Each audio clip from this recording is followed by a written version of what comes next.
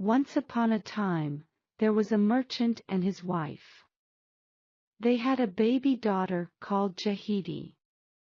The man's wife died, and he married another woman. Soon, she had a baby daughter too. The two sisters grew up together. Jahidi was a beautiful girl. She was good and kind. But Jahidi's stepmother did not love her. Jahidi worked hard in the house, but her stepmother never gave her new clothes. Jahidi always fetched the water, and carried things home from the market, but her stepmother never gave her good food to eat. Jahidi's sister was an ugly, lazy girl, but her mother loved her. She gave her daughter beautiful white clothes, and gold jewelry. Jahidi's sister did not help in the house, or fetch the water, or carry things home from the market. But her mother always gave her the best food to eat. One day, Jahidi's stepmother said to her daughter, "My darling, you are a big girl now. Soon we must find a husband for you. Put on your best dress today, and your gold necklace. Go to the market. The young men will be there. They will see you, and they will fall in love with you. We will choose the best one to be your husband." Jahidi's father heard his wife. He called his oldest daughter. "Jahidi, you must go with your sister," he said. "You must find a husband, too." His wife heard her husband. "That stupid Jahidi," she thought. "I don't want to find a husband for her. I want to find one for my own dear daughter." Jahidi went to her stepmother. "Please, stepmother," she said. "My father wants me to go to the market with my sister. He wants me to find a husband, too. But my dress is old and dirty. Will you give me a new one, a new dress?" "For you?" Her stepmother laughed. "Do you think I am rich?" "No, you stupid girl. I have no new dress for you. Go now. Your sister is waiting." Jahidi and her sister walked to the market. Jahidi was sad. "No one will talk to me," she thought. "My dress is old and dirty. The young men will not look at me." There were many people in the market. Farmers were selling their tef. Women were selling vegetables. Merchants were selling cloth, and pots, and shoes. There was a handsome young man at the market, too. He was with his friends. He saw Jahidi, and fell in love with her. The young man and his friends came up to the girls, and they began to sing, "Who do we like?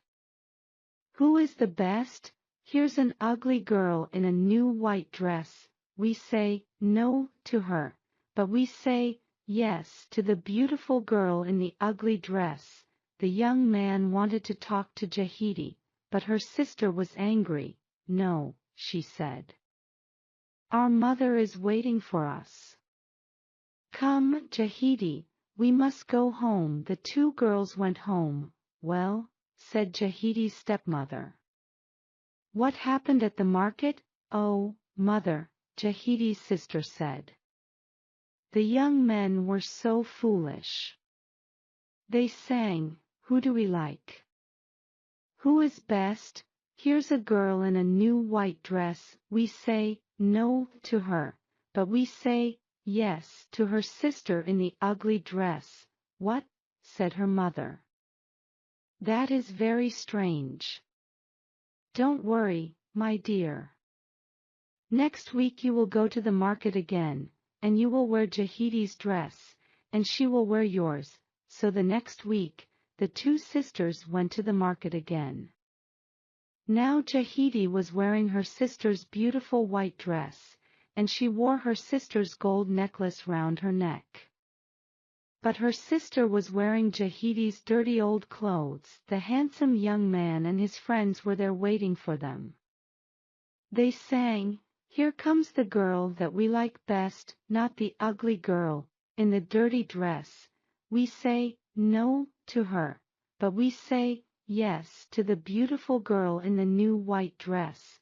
The handsome young man came to Jahidi and said, "Beautiful girl, who is your father?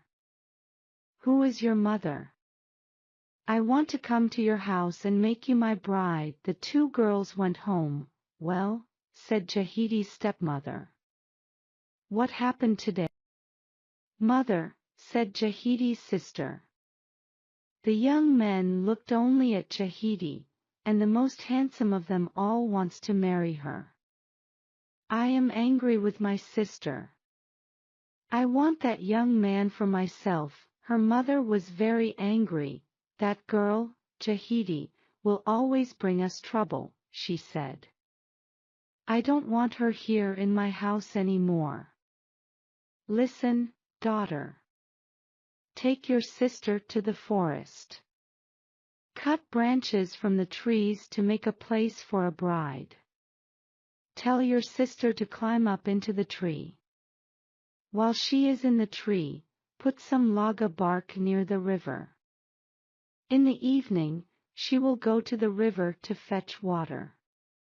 She will slip on the bark and fall into the water.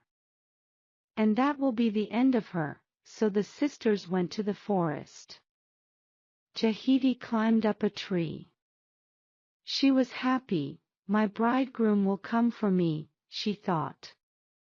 "He is handsome and strong, and he loves me." She began to cut branches to make the place for the bride. Her sister picked up some laga bark and ran to the river. She put the bark down by the water.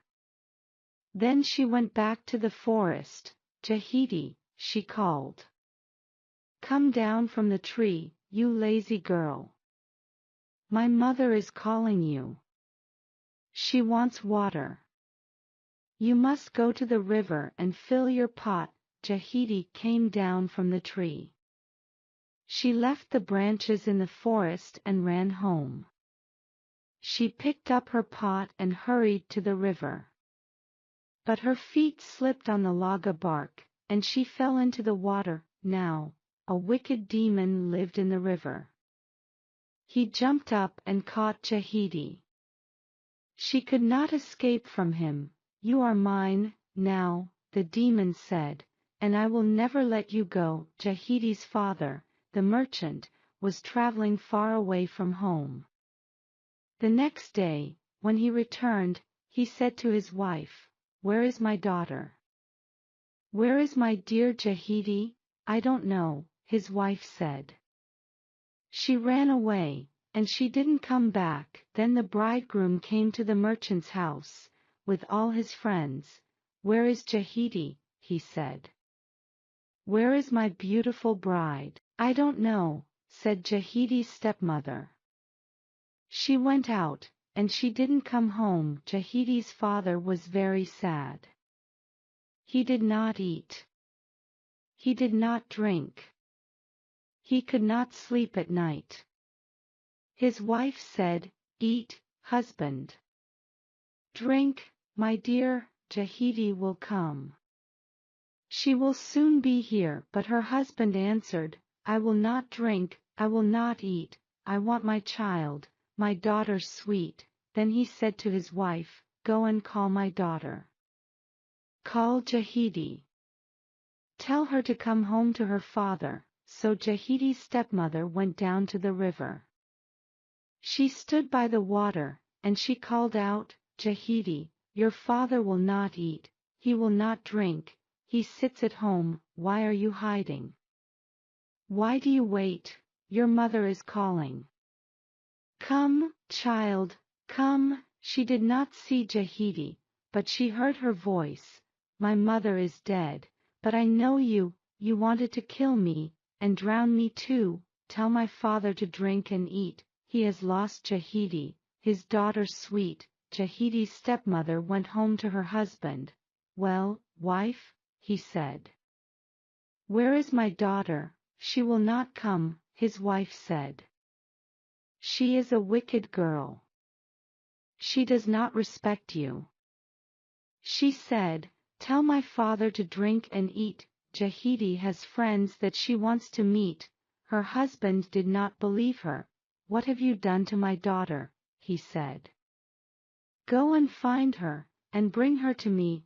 I will not drink, I will not eat. I want Jahidi, my daughter sweet. The girls from the village heard the merchant's words. They all went to the river. Jahidi, your father calls you again. He will not rest. He waits at home. We are your sisters. We are your friends. Come home with us. Jahidi, come. But Jahidi called out from the middle of the river, I have no mother. My father's wife brought me here to take my life. Tell my father he must forget his poor Jahidi, his daughter sweet. The village girls went back to Jahidi's father. Your daughter cannot come home, they told him. You must forget her. Jahidi's bridegroom could not forget his bride. He thought about her every day. She was my bride, my darling, and I have lost her, he thought sadly. One day, he was taking his father's cattle to the river. Suddenly, he saw a girl in the water. She was thin and sad. She was crying, Jahidi. My love. Is that you? The young man called out. Why are you there, in the river? Why don't you come out? I can't come out, answered Jahidi. A demon has caught me. His magic holds me here. How can I help you? Asked her bridegroom. What can I do? I am growing weak and thin here in the river, said Jahidi. Bring me some food. I have food with me here, cried her bridegroom. I will throw it to you. Catch it, Jahidi. He threw her some food. Jahidi caught it and ate it. I will come again tomorrow, said her bridegroom. I will save my food and give it to you. So the next day, the bridegroom did not eat his food. He kept it and took it to Jahidi. He gave her his food again on the third day, and on the fourth. Now Jahidi was growing stronger and fatter, but her bridegroom was becoming thin and weak.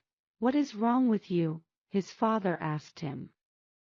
Are you sick? No, father, I am not sick, Jahidi's bridegroom said. Then why don't you eat? Asked his father. What are you doing with your food? I can't tell you, Jahidi's bridegroom said. My son, said his father. I am your father.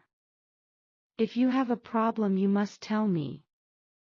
Perhaps I can help you. At last, Jahidi's bridegroom said, the demon took my bride, my dear Jahidi. Now she is in the river, and she can't come out. Every day I take her my food. She eats it, and she is growing stronger, but now I am thin and weak. My poor boy, said his father. You must save Jahidi. Go to the river again today. Say to her, Jahidi, I want to save you. How can I do it? So the bridegroom went back to the river. He called to Jahidi, Jahidi, are you there? At once, she came out of the water. Jahidi, I want to save you, the bridegroom said. How can I do it? She answered, my master, the demon, is always hungry. Kill a bull and cut up the meat. Bring a big piece to the river and throw it in. The demon will see the meat. He will jump up to catch it.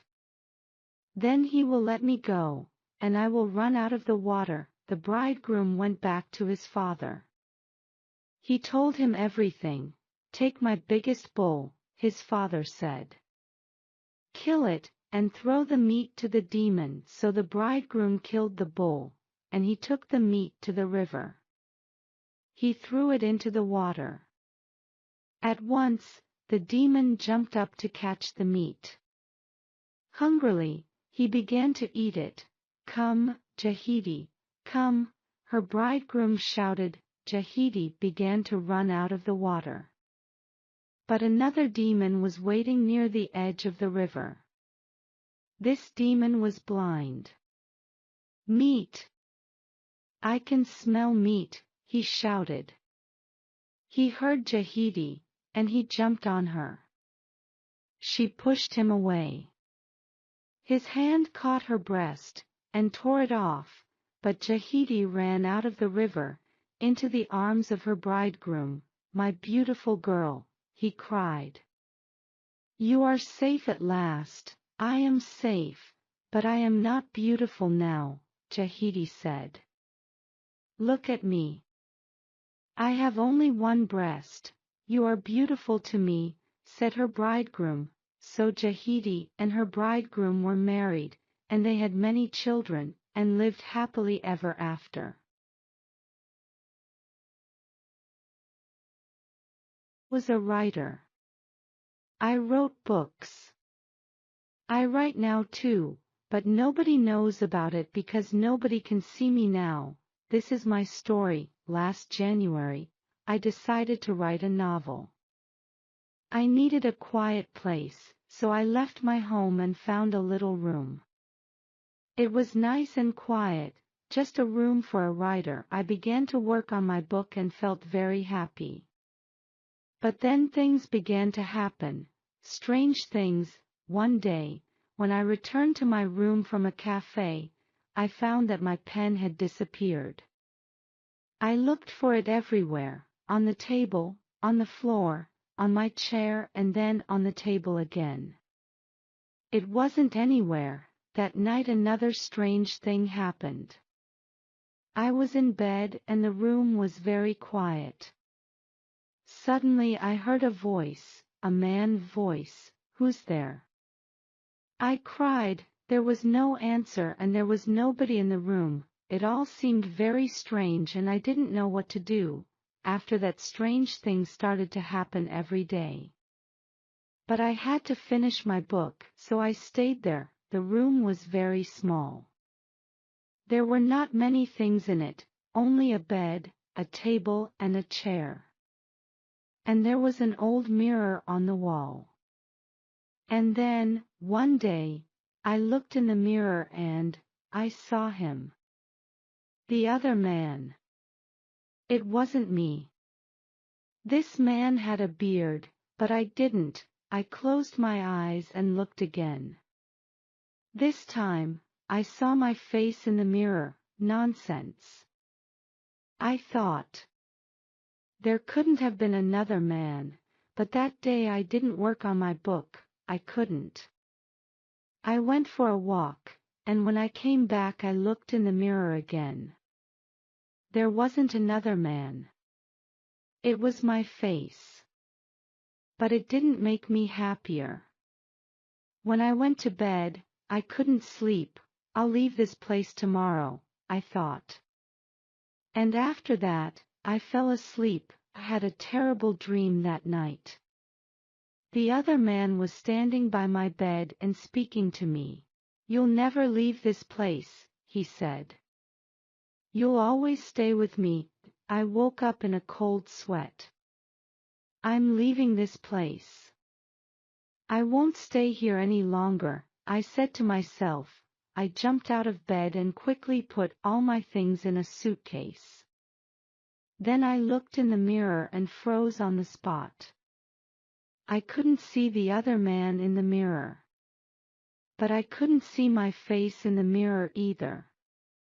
There was no face. I tried to shout, but no sound came out of my throat. I had no voice, and then I saw him.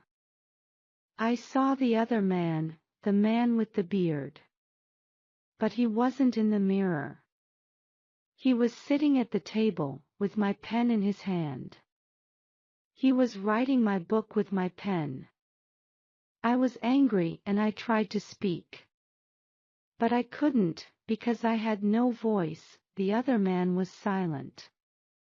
He went on writing with a smile on his face. Suddenly, there was a knock at the door, and I heard a friend's voice. "Are you there?" my friend asked.